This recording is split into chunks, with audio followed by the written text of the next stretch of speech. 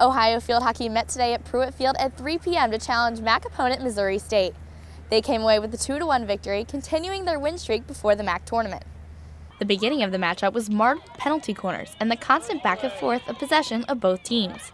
Now the Bobcats finally made contact with the back of the net after several shots rebounded off of Missouri before Hannah Kingsbury shot a laser past the Bears' defense.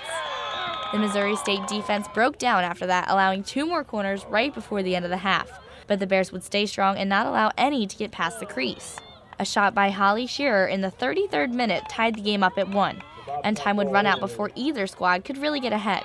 The power struggle for momentum was obvious between the two teams at the end of the first half, as both of them entered the lockers tied at 1. They entered the second half essentially starting the game over, but Ohio altered their game plan a little and turned up the aggression when they walked onto the pitch, and it seemed to work. We wanted to be a little bit more aggressive, both attack and defense, and I think we stepped up and pushed them back for probably the first 20 minutes or so of the second half. So we did a much better job with that, played the game at their end, which is obviously a little easier to do, and we created opportunities. We had a lot of corners, we had a lot of entries into the D, and unfortunately not a lot to show for it, but it's often a lot better to win badly and learn from that than have to learn from a loss.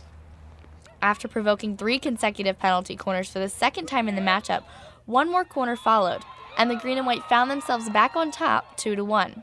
Time expired as the Bears lined up for a final penalty corner, but would be unsuccessful as they passed the ball around and eventually ended up out of bounds. Now the Bobcats better stay hot because tomorrow Wake Forest comes and they're bringing snow. We'll meet here again at 2 p.m. at Pruitt Field, and for WOUB Sports, I'm Abbey Carnivale.